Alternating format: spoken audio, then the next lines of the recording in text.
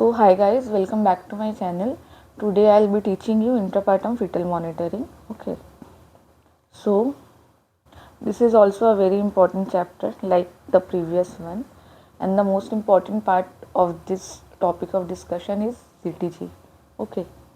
So intrapartum, that is in labor. So when patient is in labor, it is called CTG, and if patient is not in labor during antenatal visits and everything, it is called NST. NST I have taught you in previous video, so please go and see that video first and then come to this video to learn CTG.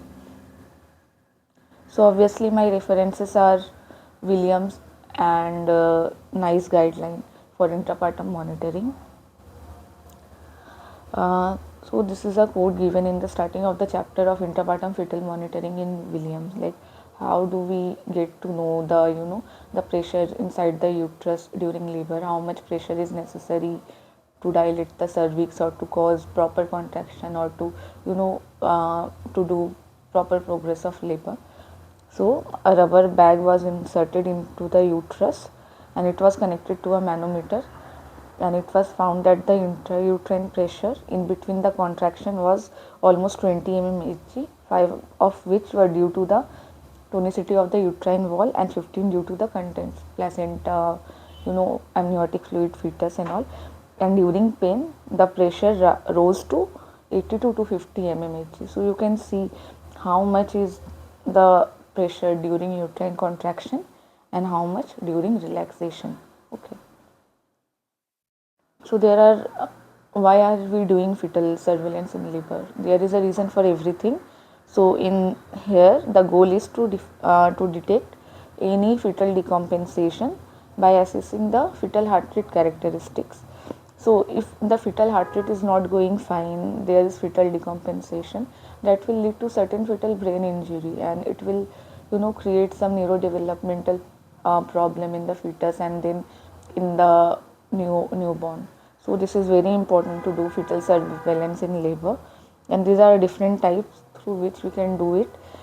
Most common is intermittent auscultation for low risk patient, electronic fetal monitoring, direct and indirect for high risk patient, fetal scalp stimulation, again a common method, and fetal blood sample, which was done earlier but not done nowadays because we have more accurate, I won't say more accurate, but a very accurate and non-invasive test, that is electronic fetal monitoring. So before understanding how CTG, how to interpret CTG and how to base your management on that, first you need to know the fetal heart rate regulation. How is fetal heart rate regulated? What is causing the acceleration? What is causing the deceleration? Why there is variability? At what time there won't be variability? So you need to know all this. So like in an adult system, central nervous system, peripheral nervous system, baroreceptors and chemoreceptors work. Here also things work in a parallel way. Like in central nervous system, brainstem and higher centers, they regulate the autonomic output, and now the autonomic output will regulate the fetal heart rate. Like in ours, sympathetic nervous system will increase the fetal heart rate, and parasympathetic, that is the vagal system, will decrease the fetal heart rate, and there is a balance between parasympathetic and sympathetic which maintains the baseline fetal heart rate. Okay, and the maturation of the central nervous system is obviously with gestation. So regulation is better in a mature and term fetus than a preterm fetus. Fetal activity and sleep cycles also regulate the fetal heart rate. How? So if fetal is awake and having fetal movement, so there will be acceleration, but if fetal is asleep, there won't be any acceleration and decreased variability, which is physiological, which is not bad. And baroreceptor, it will regulate BP. How? So if BP is high, fetal BP is high, there will be vagal stimulation, and in turn there will be decreased fetal heart rate, and vice versa. If BP is low, sympathetic response will be there as in ours, and there will be increased heart rate of fetus. Chemoreceptors, there is response to oxygen level in the blood, carbon dioxide level and pH levels. So if these are not proper, like if oxygen is decreased and there is increase in carbon dioxide built up and pH is acidotic, so there will be some reactions in you which you will see in fetal heart rate. I'll tell you in details in subsequent videos. Just know that in mild hypoxia, like if there is mild hypoxia, fetus will show acceleration in response, but if it is sustained, there will be decelerations and bradycardia. And fetal heart rate variability is not seen at less than 24 weeks period of gestation. Okay, so we don't do NST or CTG less than that, in less than that week. Now, fetal response to hypoxemia, level of oxygen in blood.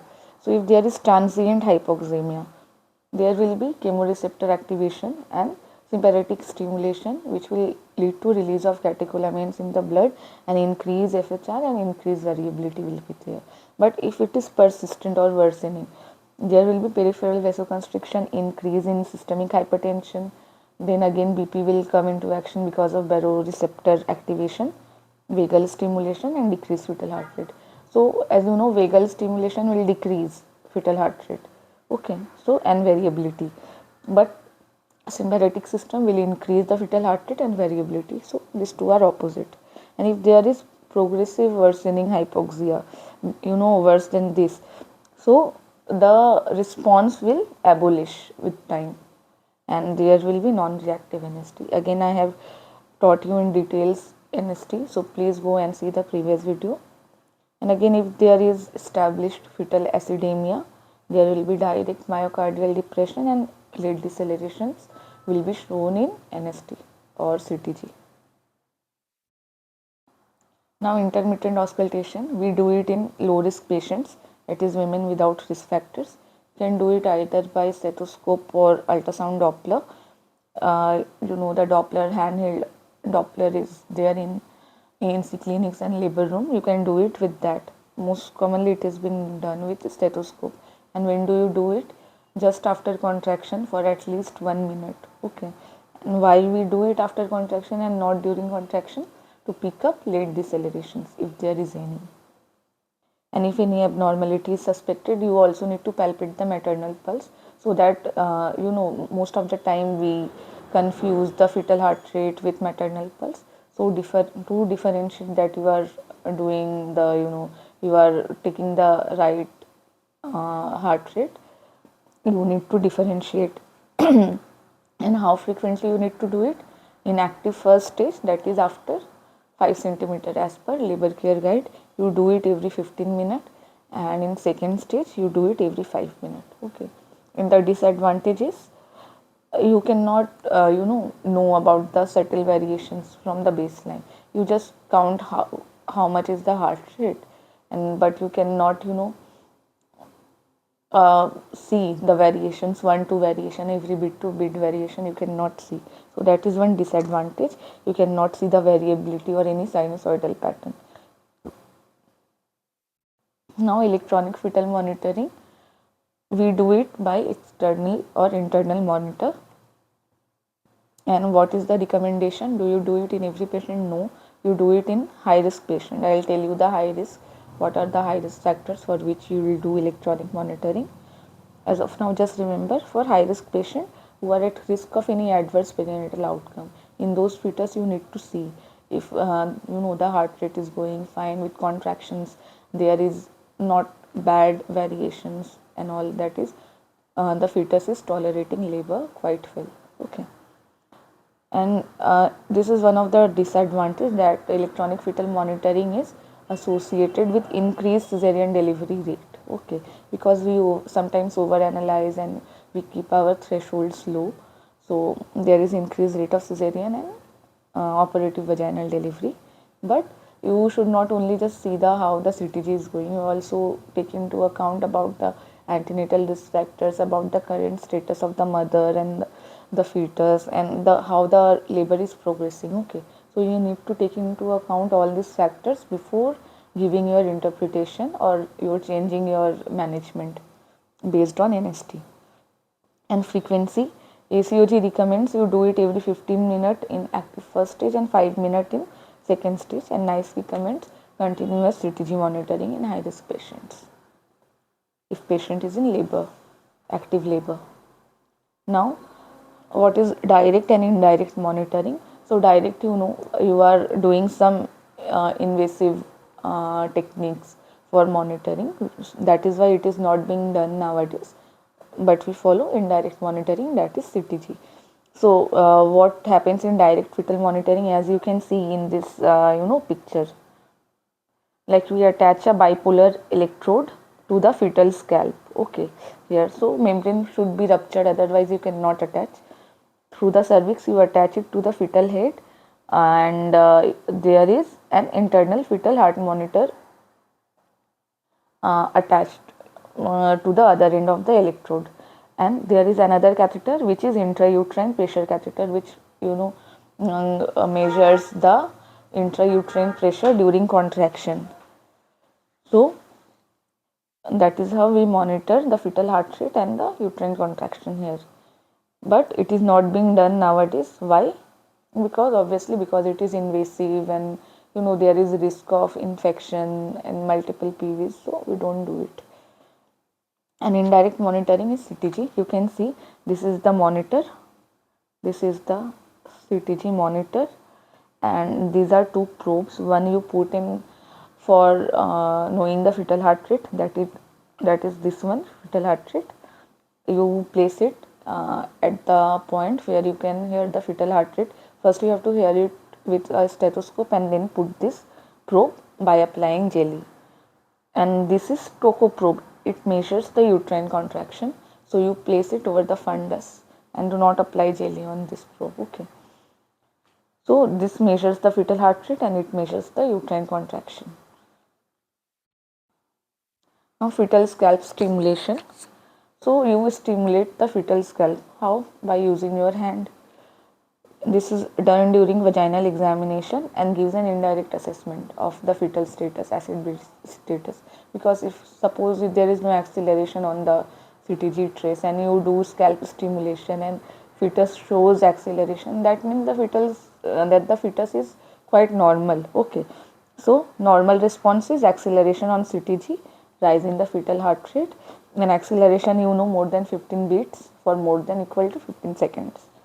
And it indicates intact fetal autonomic nervous system, because it is responsive to your stimulation. So the autonomic nervous system is intact, and it has very high negative predictive value for fetal acidosis, because if this is the response on scalp stimulation, there is very less chance, and it is very unlikely that fetus has acidosis. Okay. Now fetal blood sample, it's not being done nowadays because it is invasive. I have just written it in a form so that suppose if exam question comes in theory paper, you can write. So you can write it point by point, and this is enough. I don't think long question will come on a single topic, but overall intrapartum fetal monitoring long question can come. So you can make your notes and write in this way if you want. So it also assesses the fetal acid-base status, an indication if CTG is pathological or suspicious, and to confirm or exclude fetal hypoxia, because you are taking the blood sample and it will show the accurate level of lactate or pH in the fetus. That is why to confirm or exclude. And contraindication, if fetus has any bleeding disorder or if there is risk of any maternal to fetal transformation of infection, in that case you avoid it. In the procedure is you place the mother in left lateral position, and after rupture of membrane you use an amnioscope. So I'll show you what is an amnioscope. So this is how an amnioscope is. You place the needle through it and take the blood sample. From where? From fontanelle, obviously. Okay. And you measure the pH and lactate level, and you see if fetus is is in actual acidosis or what, so that you prevent unindicated cesarean section or operative vaginal deliveries, and it aids in timely and appropriate decision making. Now interpretation. So you have to see the lactate level and the pH level. If lactate level is less than 4.1 and pH is more than equal to 7.25, this is normal. And what you need to do, either you continue the CTG or you can repeat it if CTG is still being showing something abnormal. Okay. But if the level of lactate is between 4.2 to 4.8 and pH is 7.21 to 7.24, you call it as borderline result, and you repeat it in 30 minutes or earlier if you see abnormal features on CTG. And if CTG remains unchanged and the repeat test comes as normal or stable, then you may not need to repeat the test again. So if first test is abnormal, that is borderline, if the first test is borderline, you repeat the test in 30 minutes, and if that comes normal and CTG is also now has become normal, you need not repeat it for the third time. Okay. And if the lactate level is more than equal to 4.9 and pH is less than equal to 7.2, obviously this is acidosis and you have to expedite the delivery or deliver by cesarean section. Fetal pulse oximetry not done nowadays, obviously. Why? Because again invasive. So whatever invasive things were there in past, we have avoided that only because we have now CTG, which is very accurate and non-invasive. Okay, so we have to place again the sensor transvaginally and attach it to fetal cheek or temple. And obviously, if there is cervical dilatation, then only you can place it rupture membrane and cephalic presentation. Not recommended nowadays. You can, but if earlier it was used commonly because CTG came much later. So in places where it is there in use, you can use it with or without CTG. Okay, but it does not improve the outcome as such. Now CTG. This is continuous recording of fetal heart rate via ultrasound transducer I showed you, and uterine contraction via tocoprobe. Okay, so this is a CTG strip. You can see there is a horizontal axis and then there is a vertical axis. There are some small box. Okay, and there are two, you see there are two zones. The upper zone is for the fetal heart rate and the lower zone is for the uterine contractions.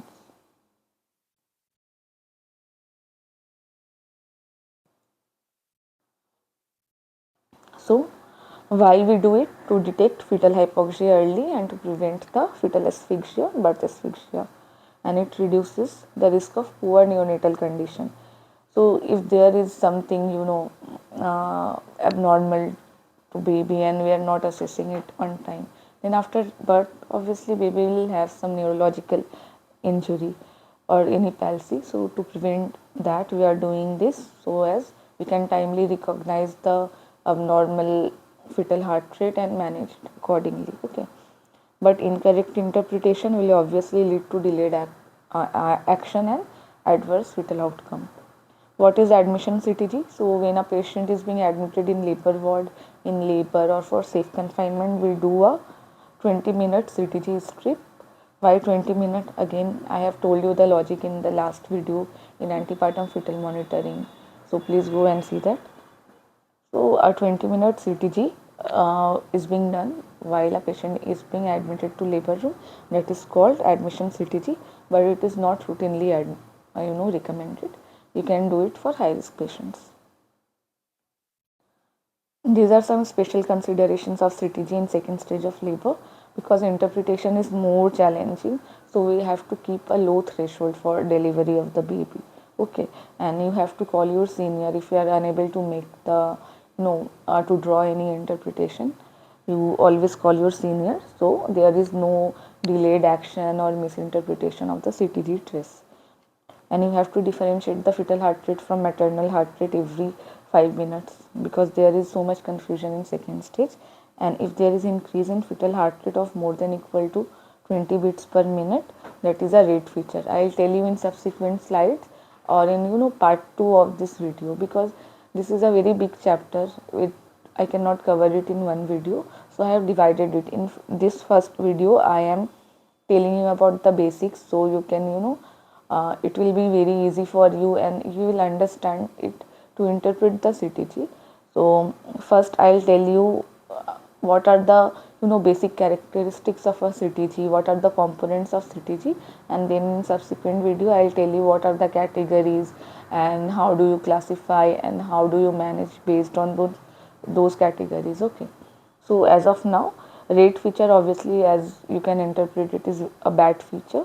So if there is increase in baseline of fetal heart rate by 20 beats a minute, it is a rate feature. And in case of any concerning feature, you have to ask the patient to stop pushing and you have to stop oxytocin unless birth is imminent. So these are the indications for CTG monitoring. These are the maternal risk factors: hypertensive disorders on medication, prolonged rupture of membrane, any APH other than a show, maternal sepsis or chorioamnionitis, pre-existing diabetes or on any medication, previous CS or full thickness scar. Similarly, fetal risk factors are non-cephalic presentation. If you are allowing breech delivery, then obviously you have to do continuous CTG monitoring. If fetus is FGR and SGA with high risk such as abnormal Doppler or reduced Leica, if it is postpartum pregnancy or anhydramnios or polyhydramnios. Okay. Now, suppose if a patient is low risk and you are doing intermittent auscultation, but something adverse events developed during labor, so you have to convert from intermittent auscultation to continuous CTG monitoring. And what are those conditions? I have listed here. Okay, so these are the new intrapartum risk factors which can develop, and during this you have to do continuous CTG monitoring, like contractions which are longer than 2 minutes or 5 or more contractions in 10 minutes, meconium stain like maternal pyrexia, suspected sepsis or chorioamnionitis, pain which is not associated with contractions corresponding to abruption features. Okay, this also fresh bleeding that develops in labor, any blood stain like not associated with vaginal examination, suspected APH, if there is maternal tachycardia, preeclampsia, prolonged state of labor, regional anesthesia, use of oxytocin. So all these will change your mode of fetal surveillance in labor. So before doing a CTG, you need to check on these points. You have to identify your patient. You have to auscultate the fetal heart rate prior to placement of the probe. You have to define the scales on CTG paper. You have to charge the machine, because if it stops midway, then again your trace will just go, and again you have to repeat it for 20 minutes. So it will just unnecessarily waste your time. Correct placement of tocoprobe and transducer. CTG paper is there or not in the machine. There should be a belt for proper fixation of the probe and probe jelly. So scale for CTG, I told you there is one horizontal scale and there is one vertical scale. Okay, so there is the horizontal speed scale is also known as paper speed. How? Suppose most guidelines recommend to set the paper speed at 1 centimeter per minute. Some says to set it at 3 centimeter per minute. So what do I mean? See, this one small box. Okay, this is one small box. This is one small box. This one small box is 0.5 centimeter. So these two small boxes will make 1 centimeter. So if I set my paper speed at 1 centimeter per minute, then if the fetal heart rate is like this, then this denotes that this trace is of 1 minute. Okay, but suppose if I set my paper speed at 3 centimeter per minute, then one box is half centimeter. This is 1, 1.5, 2, 2.5, 3. So if fetal heart rate is like this, then I'll tell this strip is of 1 minute. So first you need to know what is the paper speed set in your machine, in your CTG machine. That is how you can only interpret. Otherwise there will be incorrect interpretation. So you should know what is the length of one small box and at what paper speed your machine is set at. Now the vertical speed. You see, this is the fetal heart rate. The range is from 30, here you can see, okay, so the range is from 30 to 240, and one box is equivalent to 10 beats, 30, 40, 50, 60, okay. So vertically one box is 10 beats and horizontally one small box is 0.5 centimeter. In some paper there is small boxes and large boxes, like two small box will make one large box and all. So you have to see what kind of paper is that, at what speed it is set, but the horizontal scale remains same, mostly 30 to 240. And you can see this is green line, so green line is good. So if the baseline fetal heart rate stays in this green line, then it is normal, and the range is set at 120 to 160. Normally we take at 110 to 160, but here it is 120 to 160. It can be different in different paper. You just need to see what paper is your labor room using. Okay, so same. And now uterine contraction. See here 0 to 100 mmHg or 0 to 12 kilopascal is given here. Okay, and similarly if one small box is 0.5 centimeter and two small boxes makes 1 minute, so obviously this is of 30 seconds. Okay, one small box is of 30 seconds if paper speed is 1 centimeter per minute. Okay, if paper speed is 1 centimeter per minute, then one small box is 30 seconds.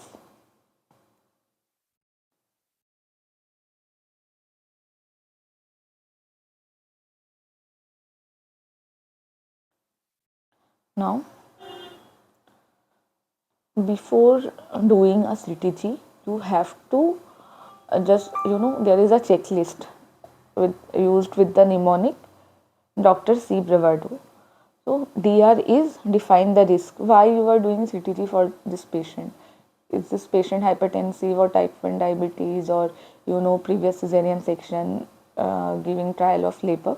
So you have to define risk for which you are doing CTG for your patient. Then contraction. What is how frequent is uterine contraction? Then baseline fetal heart rate. What is the baseline fetal heart rate? What is the variability? What if any decelerations is present, or overall impression, like if it is normal or suspicious or pathological. Okay, so in this manner you have to document your CTG findings. So one by one I will take all these. Risk, I have told you what are the risk factors where you need to do CTG. Now come to contraction. So uterine contraction is greatest and longest at the fundus, and the lowest contraction, lowest amount of pressure needed to cause cervical dilatation is 15 mmHg. Okay, and we monitored the contraction by Toco probe, which is also known as plunger or transducer button, and the movement of plunger as per contraction is converted to electrical signal, which then relatively measures the intensity of contraction, and it is not sensitive in calculating intensity and duration. Okay, not so sensitive. You see, so this half is for fetal heart rate and this half is for uterine contraction. So you can see this the graph. So these are uterine contractions. Okay, you see one is going up to 50 mmHg, one is going up to 30 and all. So you need to see this. And how do you measure, okay, what is the total amount of uterine pressure or uterine contraction, that is it sufficient or not to make progress of labor. So these are measured in Montevideo unit. This is very important. What is Montevideo unit? So suppose there is a baseline pressure. Okay, suppose this is the lower part and here is the baseline pressure, which is 20 mmHg, and now in a 10-minute strip, you have to see a 10-minute strip or 20 minutes, whatever, but most commonly is 10-minute strip, and you have to see the number of contraction. Now you see each contraction is risen up to suppose 95. Okay, so you will minus the topmost with the baseline pressure. So 95 minus 20 is 75. Again here you see it is risen up to 80. So 80 minus 20 is 60. Here it is risen up to 70. 50 minus 20, 70 minus 20 is 50, and here it is risen up to 65. So 65 minus 20 is 45. Now in a 10-minute strip you add it, and whatever comes is the Montevideo unit, and if it is more than 200 Montevideo units, we call it as adequate contraction. Okay, so now you don't need to augment the labor, let the labor be spontaneous. But if it is less, then you need to augment the labor. And the baseline fetal heart rate, so I have given the definition and everything, in this presentation, so it will be very easy for you to uh, learn it, to even write your notes or exam answers in theory and to give your viva in practical. So definitions can be asked in practical. So you have to see a 10-minute strip and you have to exclude the acceleration and deceleration, and there should be a 2-minute, at least 2-minute interpretable baseline duration. Like here you see this is a 10-minute strip. Suppose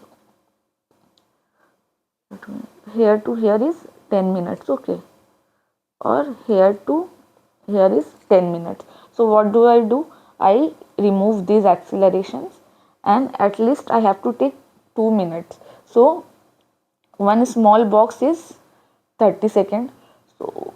So 1, 2, 3, 4. I take this 2-minute strip and I see where is the fetal heart rate. So it is in this line, and what is this line? This is 140. So baseline fetal heart rate is 140. Okay, so this is how I interpret the baseline fetal heart rate.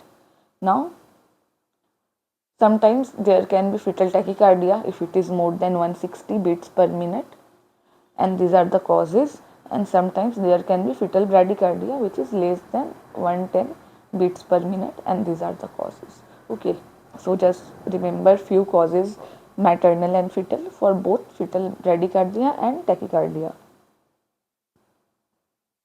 Now variability. What is variability? It is bit to bit fluctuation in the baseline fetal heart rate.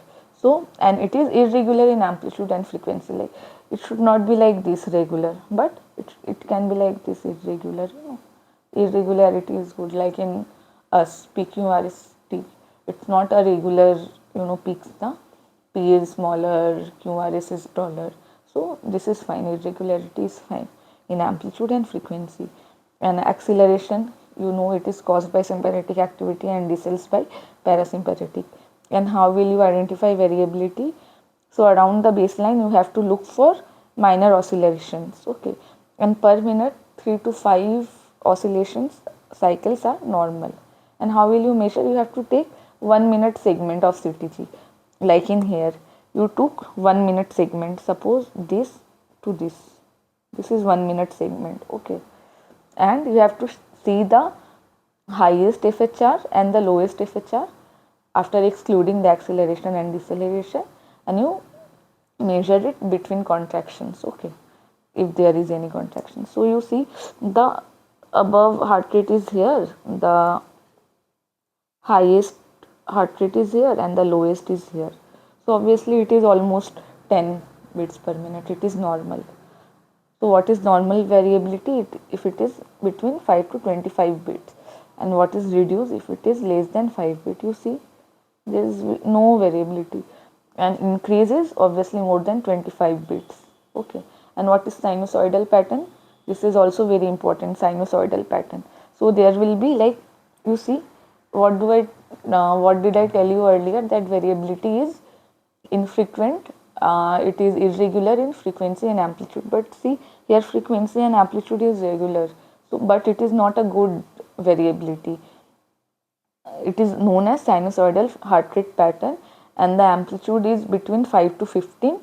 It can be like this, it can be like this, it can be like this, but it is regular, and there is no variability within the acceleration and the deceleration limb. See, this